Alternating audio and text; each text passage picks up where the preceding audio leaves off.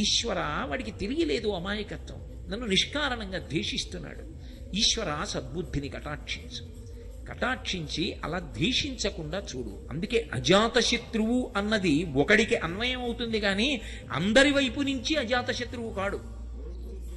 ధర్మరాజు అజాతశత్రువు అని నేను అన్నాను అనుకోండి, పుట్టని శత్రువులు కలిగిన వాడు. అంటే ధర్మరాజు గారు ఎవరి యందు శత్రుభావన పొందడు.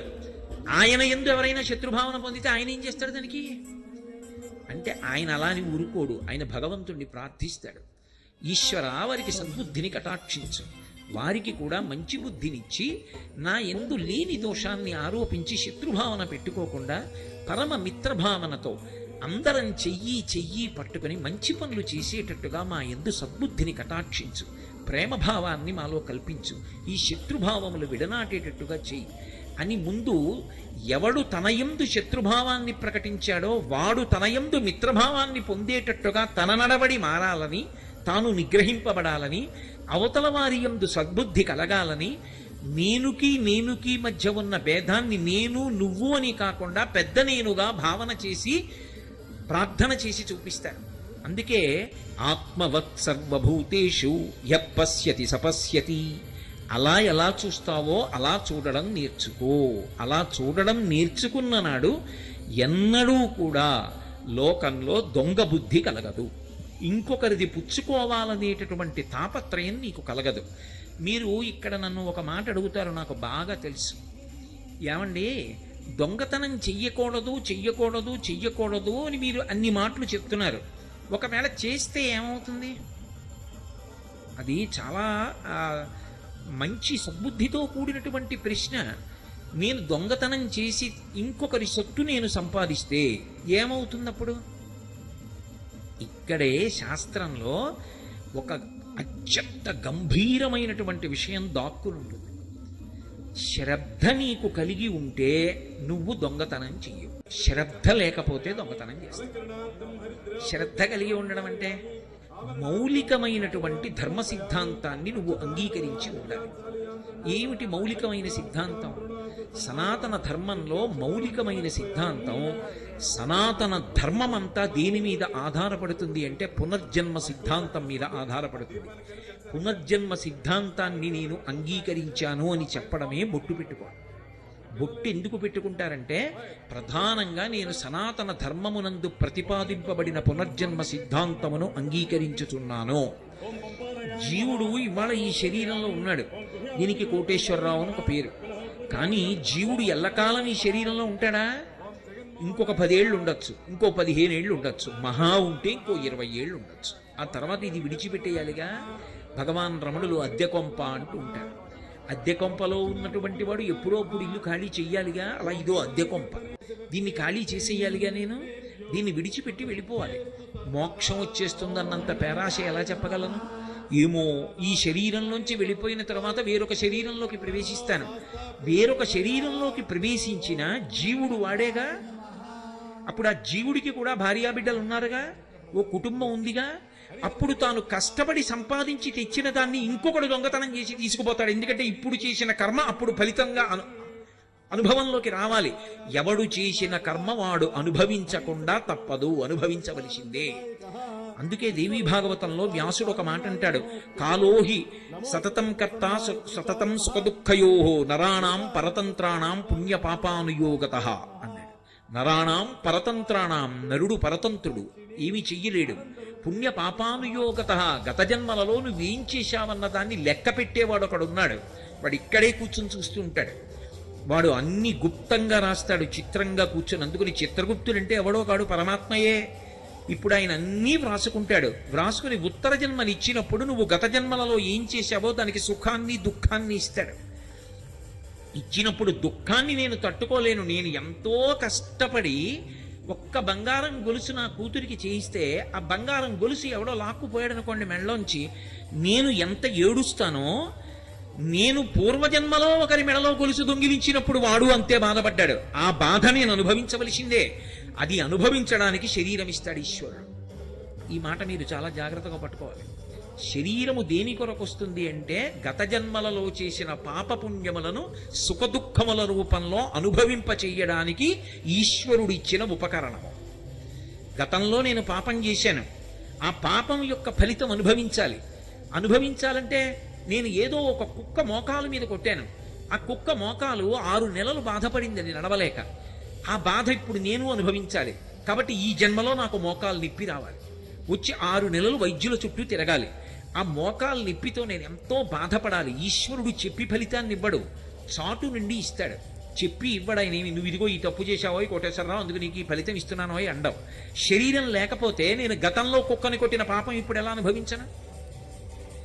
పాపము యొక్క ఫలితాన్ని అనుభవించడానికి శరీరం కావాలి, పుణ్యం యొక్క ఫలితాన్ని అనుభవించడానికి శరీరం కావాలి. గతంలో ఏదో పుణ్యం చేశాను, ఆ పుణ్యం ఇప్పుడు సుఖరూపంలో రావాలి. ఆ సుఖరూపంలో అనుభవించాలన్నా ఈ శరీరం ఉండాలి, పాపాన్ని దుఃఖ రూపంలో అనుభవించాలన్నా ఈ శరీరం ఉండాలి. అందుకే సుఖదుఖముల రూపములో పాపపుణ్యములను అనుభవింపచేసి పాపపుణ్యములు క్షయమైపోయేటట్టుగా ఈశ్వరుడు అనుగ్రహిస్తూ ఉంటాడు. దీనికి ఆయన లెక్క పెట్టుకుంటాడు. గతంలో చేసినవి ఆయన లెక్క పెట్టుకుంటాడా అండి? ఆయన అలా చేస్తాడా అండి? ఆయనకన్నీ తెలుసా అండి? నీకే తెలుసుంటే 4 ముక్కలు ఆయనకి తెలియదని ఎలా అనుకుంటున్నావు? ఈశ్వరుడి మొదటి లక్షణం సర్వజ్ఞత్వం, అన్నీ తెలుసున్నవాడు, ఆయనకి తెలియనిదన్న మాట ఏం లేదు. అందుకంటాడు వ్యాస భగవానుడు, కాలోహి బలవాన్ కర్త సతతం సుఖదుఃఖయో నరాణం పరతంత్రాణం పుణ్య పాపానుయోగత. నరుడు తప్పుకోలేడు, పరతంత్రుడు. అన్ని జీవుల చేత ఆయన అలా అనుభవింపచేస్తూ ఉంటాడు. అయినప్పుడు పునర్జన్మ సిద్ధాంతాన్ని నువ్వు అంగీకరించి ఉంటే, చేసిన కర్మ యొక్క ఫలితాన్ని నువ్వు అనుభవిస్తావన్న మాటని నువ్వు అంగీకరిస్తే నీకు శ్రద్ధ ఉన్నది అని గుర్తు. శ్రద్ధ అన్న మాటని శంకరాచార్యుల వారు వ్యాఖ్యానం చేశారు. ఆయన అంటారు, శాస్త్రస్య గురువాక్యస్య సత్యబుద్ధ్యావధారణ సా శ్రద్ధ కలితా సిద్ధి యయా వస్తూపలభ్యతే. శాస్త్రము ఏం చెప్పిందో అది, గురువుగారు ఏం చెప్పారో అది, ఇవి 2 సత్యము అన్న పూనిక ఎవడు పొందుతాడో వాడు శ్రద్ధ కలిగిన వాడు. ఇప్పుడు శ్రద్ధ కలిగి ఉండడంలో లోపల ఒక పెద్ద సంక్షోభం ఉంటుంది. శ్రద్ధ కలిగి ఉండడంలో చాలా తేలికగా ఉంటాడని మీరు అనుకో. శ్రద్ధ బాగా లోపల నిలబడాలంటే లోపల పెద్ద సంక్షోభం ఉంటుంది తెలుసా అండి? ఎందుకనంటే ఎవడు శ్రద్ధావంతుడో వాడి శ్రద్ధ చెడగొట్టడానికి కావలసినంత ఉపదేశం శ్రద్ధ నిలబెట్టడానికి కావలసిన మాటగా లోకంలో దొరకదు. నేను మీకు ఒక్క మాట చెప్పాలంటే, రామాయణంలో సీతమ్మ పతివ్రతయై రామచంద్రమూర్తియే నా భర్త, యోమే భర్తా సమీ గురు దీనోవా రాజ్యహీనోవా యోమే భర్తా సమీ గురు తం నిత్యమనురక్తస్వీ యథారూపాం సువర్చల అంది. దీనుడైన రాజ్యహీనుడైన నా భర్త నాకు గురువు, ఆయనే నాకు సర్వాధికుడు తప్ప రాజ్యహీనుడని 10 మాటలు అంటావే అంది. ఒప్పుకున్నాడా రావణుడు? అయ్యో మహాపతివ్రత అలా మాట్లాడుతోందని నమస్కారం పెట్టాడా? ఇన్ని పనికిరాని మాటలు చెప్పాడు ఆవిడ శ్రద్ధ పాడు చేయడానికి. స్వధర్మో రక్షసాం భీరు సర్వధైవన సంచేవ గమనం వా పరస్త్రీణాం హరణం సప్రమధ్యమ ఇదం తే చారు సంజాతే యవ్వనం వ్యతివర్తతే యతతీతం పునర్నైతి శ్రోత శీఘ్రమపామివ ఏవం చైతదు కామాంతు నత్వాం రక్ష్యామి మైథిలీ కామం కామశరీరం మే యథా కామం ప్రవర్తితాం. అసలు విచిత్రం ఏమిటంటే, అవతల వారిలోని శ్రద్ధ పాడు చెయ్యడానికి చేసేటటువంటి ప్రసంగాలకి ఉన్నంత ఆకర్షణ శ్రద్ధ నిలబెట్టడానికి చేసే ప్రసంగంలో ఉండడం కష్టం. ఎందుకో తెలుసా? పాడు చేయడం దేనికి? అందుకే లోకంలో మోసపుచ్చడానికి ప్రసంగాలు చేయడానికి ఎక్కడైనా ఒక విద్యా కేంద్రం పెడితే వెంటనే దానికి అధ్యక్షుడిగా వేయవలసిన వాడు రావణాసురుడు. అంత అందంగా మాట్లాడతాడు. ఏమిటో బెట్టు చేస్తున్నావు, కాలంలో యవ్వనం పోతుంది, వెనక్కి వస్తుంది అనుకుంటున్నావా? నది ముందుకెడుతుంది, వెనక్కి రాదు. కాలంలో యవ్వనం పోతుంది. యవ్వనం పోతే నేను చూస్తానా, రాముడు చూస్తాడా? చెట్టు కింద అలాగే ఉండిపోతావు అన్నాడు. అలా భయపెట్టాడు. రాముడు ఉన్నాడు అనుకుంటున్నావా? ఉన్నా 100 యోజనముల సముద్రము దాటుతాడా? కాంచనలంకలోకి వస్తాడా? ఇన్ని కోట్ల మంది రాక్షసుల్ని వధించగలడా? నన్ను ఛేదించగలడా? నిన్ను పొందగలడా? ఎందుకు బెట్టు చేస్తావు? నా పాన్పు చేరన్నాడు. ఇన్ని మాటలు అన్నాడు. శ్రద్ధ పాడు చేయడానికి ఇన్ని మాటలు అంటాడు. ఇన్ని మాటలు అన్నా కూడా తట్టుకు నిలబడాలి అంటే సంక్షోభం ఉందా లేదా శ్రద్ధ పూనికలో? పైగా మీరు ఒకటి బాగా ఆలోచించండి. శ్రద్ధ అన్న ఒక్క మాట ఎంత గొప్పదంటే, అది ప్రతి క్షణం కూడా లోపల ఒక సంక్షోభానికి గురైపోతుంటుంది. ఒక ఆయన జీతం కూడా పుచ్చుకోకుండా ఉద్యోగానికి సెలవు పెట్టేసి ఋషిప్రోక్తమైన వాంగ్మయం మీద నమ్మకంతో ఆయన దాన్ని ప్రచారం చేస్తున్నాడు అనుకోండి. ఎందుకండి ఇలాగా? మీకు ఎంత పోతోందో తెలుసా? జీతం పోతోందా? సిపిఎఫ్ పోతోందా? గవర్నమెంట్ కాంట్రిబ్యూషన్ పోతోందా? ఇంట్రెస్ట్ పోతోందా? రిటైర్ అయ్యే వాళ్ళకి ఏమొస్తుంది? ఆ తర్వాత కాలో చెయ్యో వంగితే ఎవరు చేస్తారు? మీ కొడుకు చేస్తాడు అనుకుంటున్నారా? నాన్నగారు అందరిలా ఉద్యోగం చేస్తే ఎంత డబ్బు ఉండునండి? ఎందుకండి అది పాడి చేశారు? చూసారా ఎంత అవుతుందో? వైద్యానికి ఒక్క మాట అంటే ఏమైపోతారు? ఎందుకండి ఇవన్నీ? మీరేం ఉద్ధరించేస్తారనుకుంటున్నారా సమాజాన్ని అని చెప్పేవాళ్ళు వందల సంఖ్యలో ఉంటారు. ఎవరో ఒక్కడుంటాడు భుజం మీద చెయ్యేసి, నిన్ను కన్న తల్లి కడుపు పండింది లేవాయ్, ఆ మార్గంలో పో, ఈశ్వరుడు ఉన్నాడు నిన్ను చూస్తాడులే అంటాడు. శ్రద్ధ నిలబెట్టేవాడు ఒక్కడుంటాడు, శ్రద్ధ పాడు చేసేవాళ్ళు వందల మంది ఉంటారు. శ్రద్ధ నిలబెట్టడానికి సంక్షోభం ఉంటుంది. నాకు అక్కడ ఎదురుగుండా ఓ 10 లక్షల విలువ చేసే బంగారు కంకణం దొరికిందనుకోండి, అది నేను జేబులో వేసుకోకుండా వెళ్ళిపోవాలి అంటే ఏదో నా ఉపన్యాసం చెప్పేసినంత తేలికేం కాదు. అలా వెళ్ళిపోతుంటే మెట్ట వేదాంతం అంటారు. ముందే సిద్ధాంతం వస్తుందంటే, ఈశ్వరుడు నిన్ను అనుగ్రహించాలనే ఆ కంకణం అలా పెట్టాడు, తీసుకో. ఎవరు చెప్పారు దొంగతనమని? నీకు ఇవ్వాలనుకున్నాడు కాబట్టి అక్కడ నీకు కనపడేటట్టు చేశాడు. బుద్ధిహీనుడా వదిలిపెడతామే అంటుంది. అంత తేలిక అనుకోకండి. ఒకవేళ వదిలి వెళ్ళిపోయాడు అనుకోండి, తీరా ఇంటికి వెళ్ళి ఏమో వాడెవడో కాకినాడ నుంచి వచ్చి అంటున్నాడు కదా పాపం, ఎందుకని కంకణం వదిలేశాని అన్నాడు అనుకోండి. ఇలా తగలబెట్టే కదా సంసారం ఇలా చేశారు అన్నారు అనుకోండి, ఏమైపోతాడు? శ్రద్ధ అంత తేలిక కాదు సుమండి. మీకు ఇక్కడ ఎదురుగుండా కనపడుతున్న కంకణం ఎత్తుకుపోతే 10 లక్షలు వస్తుంది. కంకణం విడిచిపెట్టేస్తే ఏమొస్తుంది? ఈశ్వరానుగ్రహం వస్తుందని నేను అంటున్నాను. ఏమిటి నమ్మకం? ఏమైనా సాక్ష్యం ఉందా? శాస్త్రము సాక్ష్యం, గురువాక్యం సాక్ష్యం. శాస్త్రమునందు గురువాక్యమునందు ప్రబల విశ్వాసంతో మీకు కంటి ముందు కనబడుతున్న భోగాన్ని విడిచిపెట్టి మనసు యందు ఆ శాస్త్రమునందు నమ్మకంతో బతకగలగాలంటే ఎంత శ్రద్ధ ఉండాలి? అది గొప్ప. అది సంతరించుకోగలిగిన వాడెవడో వాడు మనుష్యుడు. వాడు మిగిలిన వాళ్ళకన్నా ఎంతో పైకిక్కి నిలబడినవాడు. అందుకన్నారు శంకర భగవత్పాదులు, శాస్త్రస్య గురువాక్యస్య సత్యబుద్ధ్యావధారణ సా శ్రద్ధ కడితా సిద్ధి యయా వస్తూపలభ్యతే. ఏ మహాపురుషుడు మాట్లాడినా శ్రద్ధ గురించి మాట్లాడతాడు. అందుకే షిరిడీ సాయిబాబా గారి సిద్ధాంతాల్లో ప్రధాన సిద్ధాంతం కూడా శ్రద్ధ. అందుకే ఆ శ్రద్ధ యందు ఊంచుకోగలిగితే, ఆ సంక్షోభాన్ని మనసులో తట్టుకోగలిగితే ఏమీ కాదు. నాకు పరమేశ్వరుడు ఉన్నాడు, ఆయన నన్ను ఆదుకుంటాడు.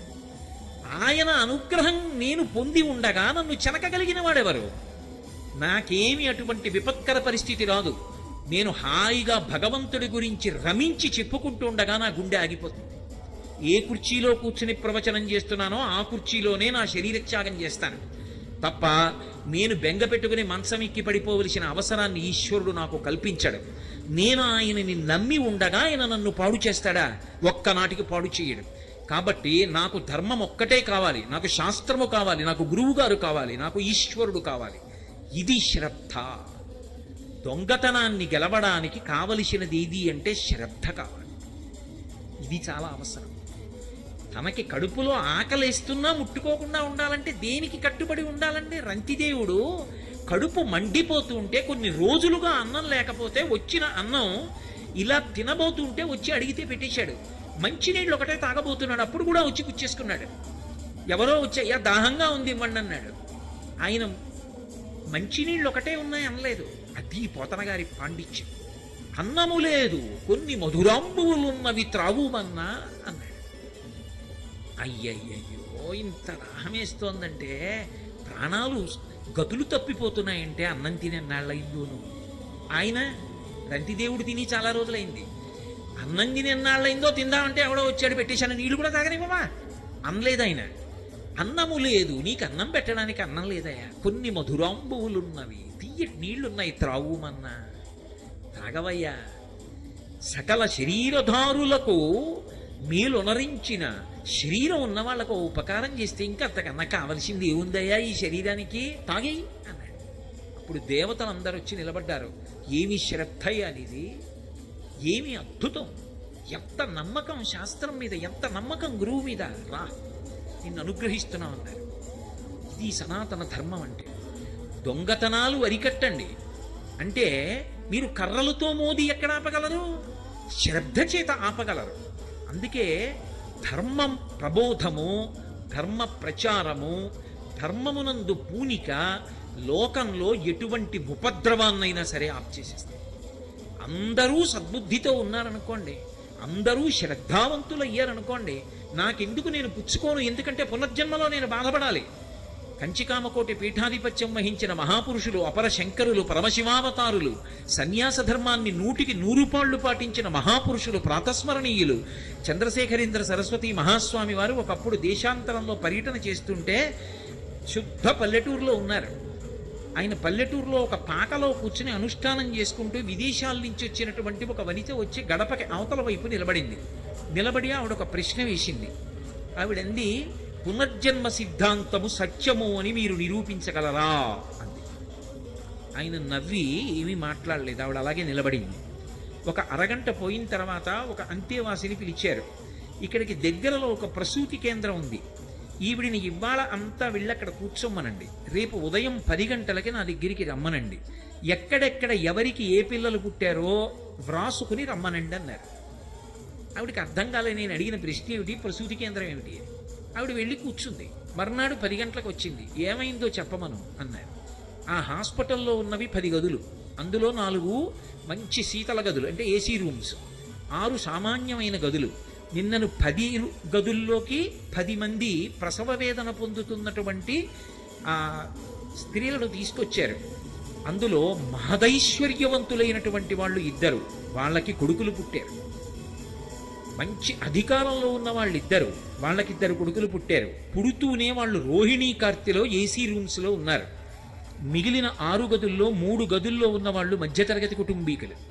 మిగిలిన 3 గదుల్లో అమ్మో ఇంకో సంతానం కలిగింది ఎలా పోషించాలని బాధపడుతున్నటువంటి వాళ్ళకి పుట్టినటువంటి బిడ్డలు. ఇంకొక ఆవిడికి గదిలోకి వెళ్ళడానికి గదికి కూడా సొమ్ము చెల్లించలేనిది పరమ నిర్భాగ్యురాలు. ఆవిడ్ని తీసుకొచ్చి అక్కడే గది లేదు కాబట్టి చాప మీద పడుకోబెట్టి పురుడు పోశారు. ఆవిడికి పథ్యం పెట్టడానికి ఏమీ లేదు. ఆ చుట్టుపక్కల ఉన్న వాళ్ళే డబ్బులు వేసుకుని తీసుకొచ్చి ఏదో రొట్టె ముక్కలవి కొనిపెట్టారు.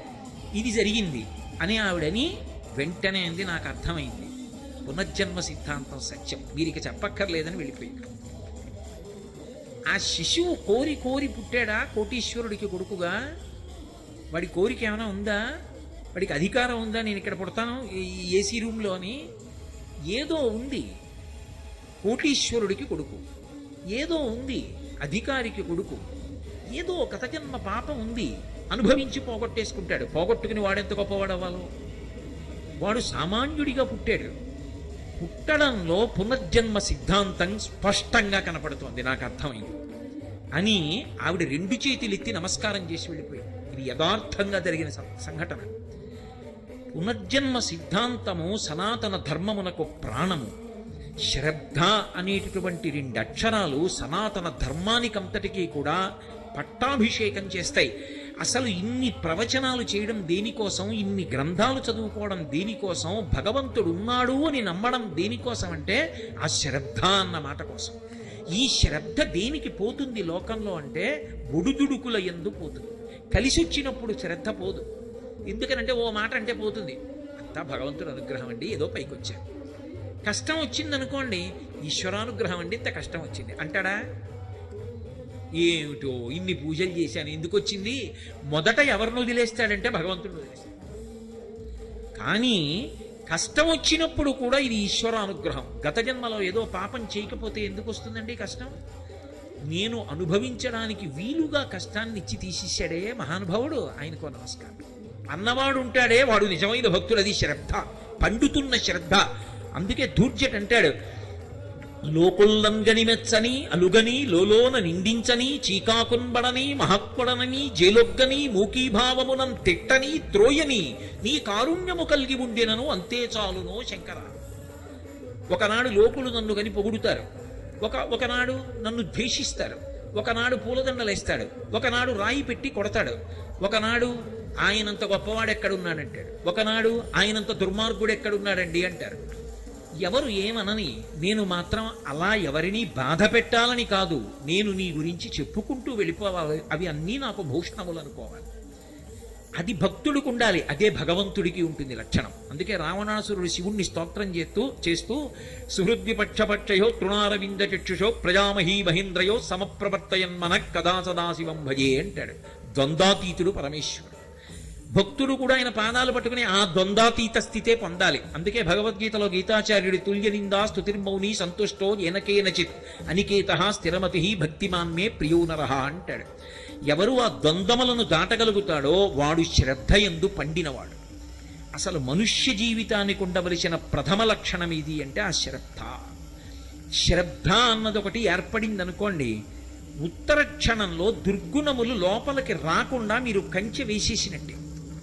ఇప్పుడు రామకృష్ణ పరమహంస ఒక మాట అంటారు, పనసపండు కొయ్యండి పనస తొనలు తీయండి అంటే చేతికంతటికి పాలు జిగురు అంటుకుంటే ఆ తర్వాత మీరు ఎన్ని నీళ్లు పెట్టి కడుక్కున్నా అది వదలదు. కానీ ముందు నూనె చేతికి రాసుకుని పనసపండు ఒలిచినటువంటి వాడికి తొనలు దొరుకుతాయి తప్ప పాలు చేతికి అంటుకోవు. శ్రద్ధ అన్నది అలవాటు చేసుకుని జీవితంలో ప్రవర్తించినటువంటి వాడిని దుర్గుణములు చెనకలేవు, అసలు చేరలేవు. అగ్నిహోత్రానికి చెదెక్కడ పడుతుందండి? శాస్త్రమునందు గురువాక్యమునందు విశ్వాసము ఎవడికి ఉన్నదో వాడు శ్రద్ధావంతుడు. ఒకసారి ఆ శ్రద్ధ ఏర్పడిందా ఇక వాడి దగ్గరికి దుర్గుణములు రాలేవు. అందుకే భారతీయతలో ఉన్నటువంటి గొప్పతనం ఎక్కడుంది అంటే ఏదైనా సరే పరమాత్మకి నివేదన చేసి పుచ్చుకుంటారు. నిన్న మీతో నేను శౌచము అని చెప్పానే, లోపలికి వెళ్ళినటువంటి అన్నంలో 6వ వంతు మనసుగా మారుతుంది, సూక్ష్మధాతువుగా.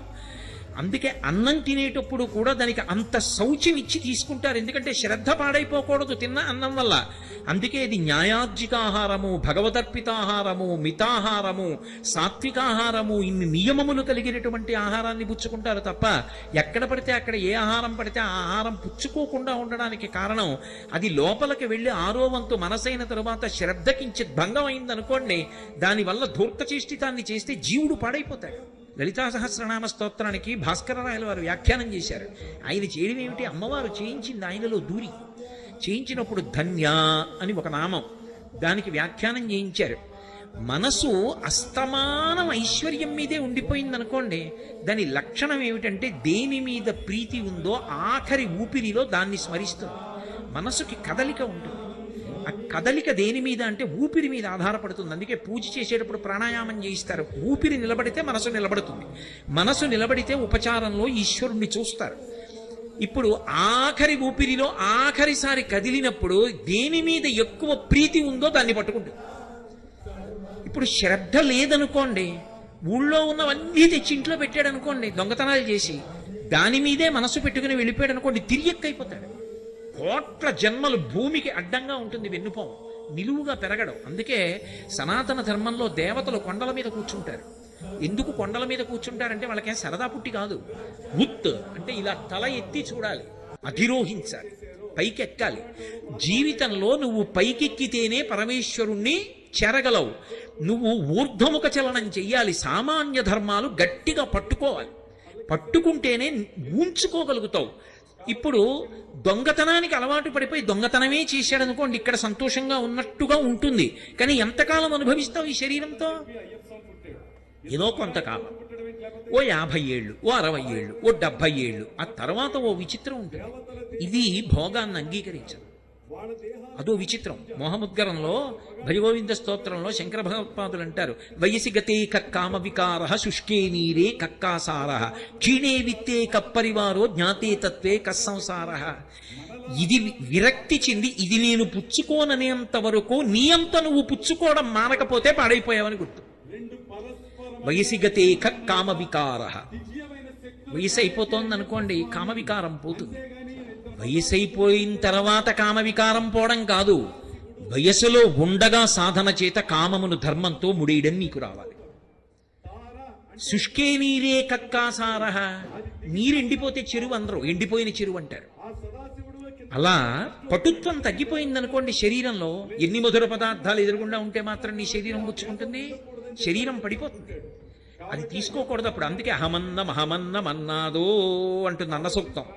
అన్నం అంటే మనని పోషించున్నది, మనము తినునది, మనని తినునది. రెండర్థాలు. అన్నం మనం తింటాం కొంతకాలమే, ఆ తర్వాత అది మనని తినడం మొదలెడుతుంది. ఏమండి మీకు మధుమేహం వచ్చింది తినకండి అంటారు. తినకండి అన్నది తిన్నాడు, అది విషం, అది తినేస్తుంది మనిషిని. ఏమంటే మీకు రక్తపోటు వచ్చింది తినకండి, తిన్నాడు, తినేస్తుంది మనిషిని. అన్నం కొంతకాలం మన చేత తినబడుతుంది, తర్వాత అది తింటుంది, అప్పుడు శరీరం దాని వలన పడిపోతుంది. అందుకే 50 ఏళ్ళు దాటిపోతే ఇక శరీరం అనరు, దేహం అంటారు. దేహం అంటే దహ్యమానం, కాలిపోవడానికి సిద్ధపడిపోతుంది. తనంత తాను పుచ్చుకోవడం మానేశాక నువ్వు పుచ్చుకోవడం మానడం కాదు, నువ్వు సాత్వికాహారం తీసుకుని ఉపవాసం చేసి శరీరాన్ని నిలబెట్టి భగవంతుని ఎంతో ప్రవర్తించడం సాధన చెయ్యాలి.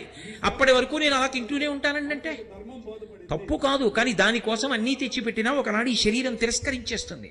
వయసిగతే కక్కామ వికార శుష్కే నీరే కక్కాసార క్షీణే విత్తే కప్పరివారో. ఎంతో ఐశ్వర్యవంతుడు, ఆయన దగ్గరికి రానివాడు లేడు. ఒకనాడు ఆయన వృద్ధుడైపోయాడు, ఆయన బిడ్డలు చూస్తున్నారు వ్యవహారాలన్నీ, ఆయన బిడ్డల చుట్టూ తిరుగుతారు. ఇన్నాళ్ళు ఈయన చుట్టూ తిరిగిన వాడు ఎలా ఉన్నారండి, నాన్నగారు ఒక్కసారి నమస్కారం చేసి వెళ్తానని కూడా లోపలికి రాడు.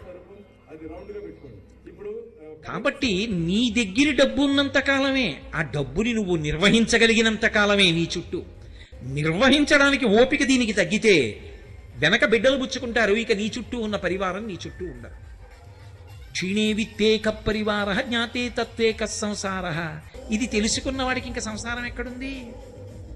ఇది ముందే తెలిసింది అనుకోండి, అనుష్ఠానంలోకి తెచ్చేసుకుంటాడు జాగ్రత్తగా.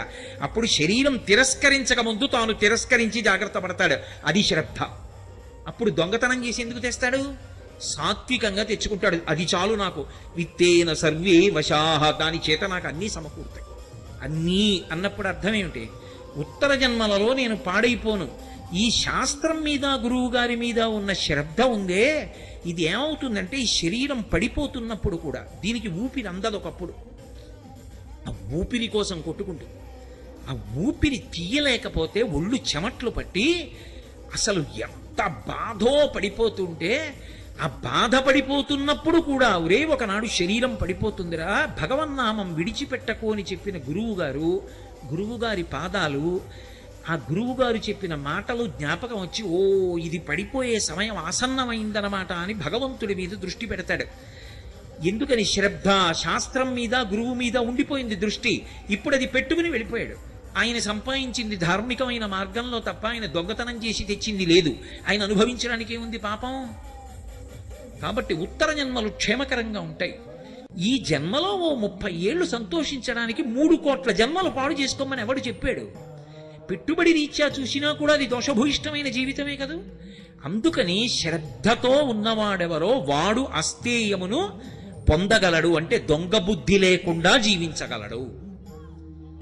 సామాన్య ధర్మంలో ఏదో దొంగతనం చేయకండి అని చెప్పడం శాస్త్రం యొక్క ప్రయోజనం కాదు. దొంగతనం చేయకుండా ఉండడానికి మనసు బాగా ఉంచుకునేటట్టుగా ఏది అందించాలో అందిస్తుంది.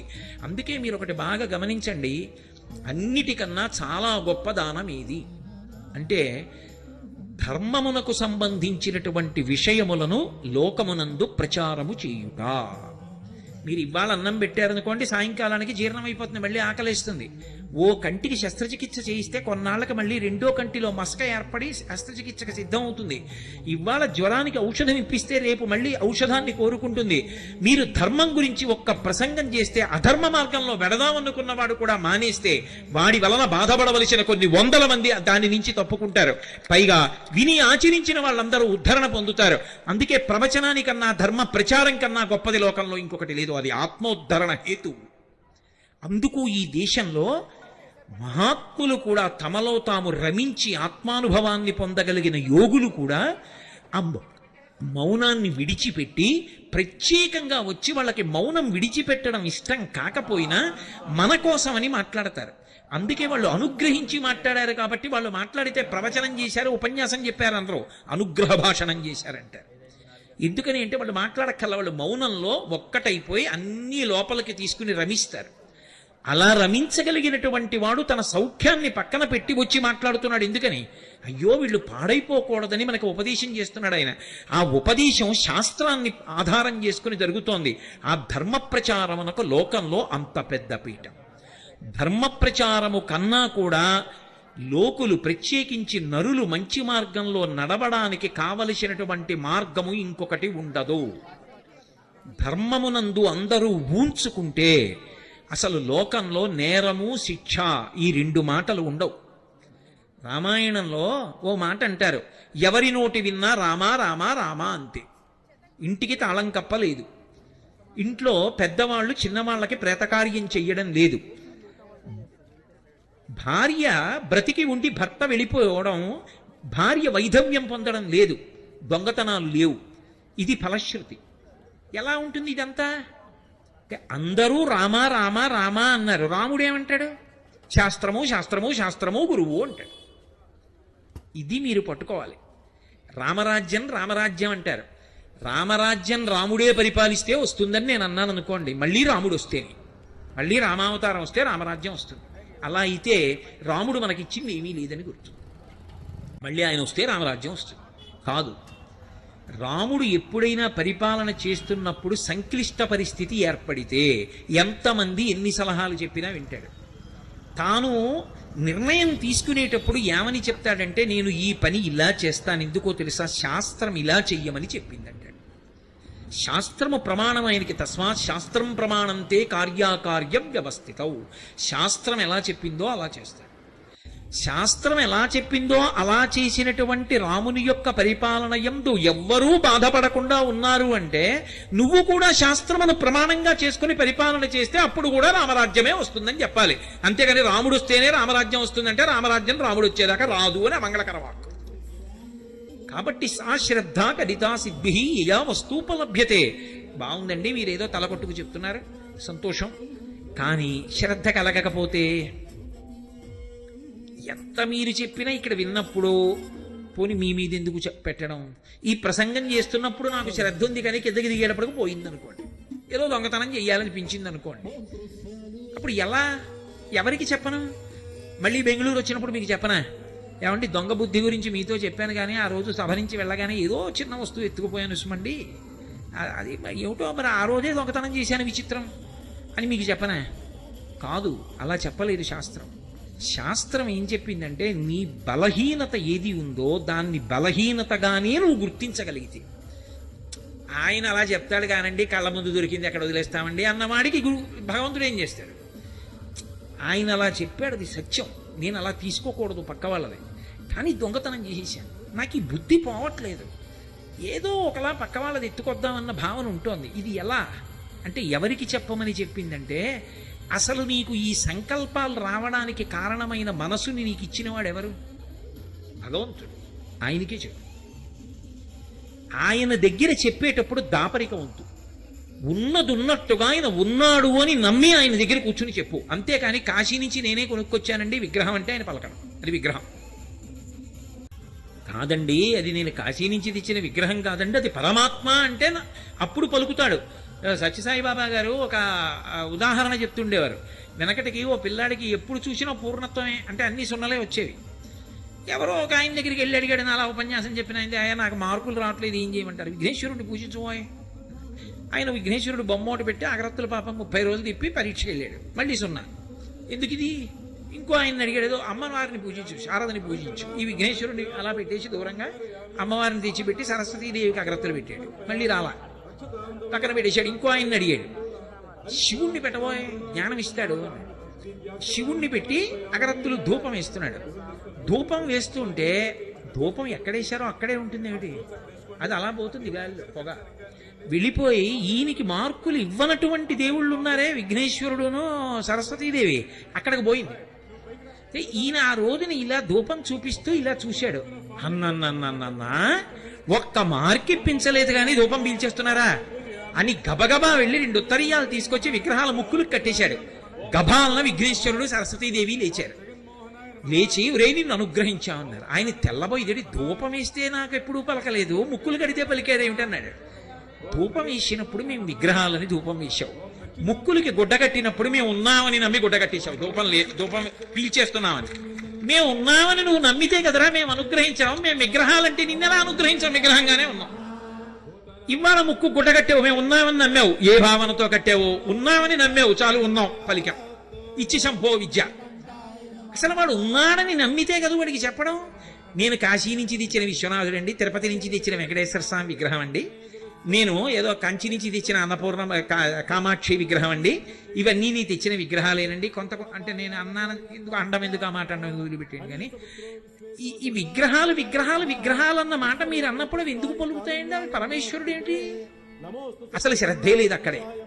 కాదు, వాడు ఉన్నాడు, వాడు ఆ రూపంలో కూర్చున్నాడు నా ఇంట, నా స్వామి. అందుకే సుప్రభాతం పాడితే నిలబడి పాడతారు, ఏకాంత సేవ చేస్తే కూర్చుని చేస్తారు.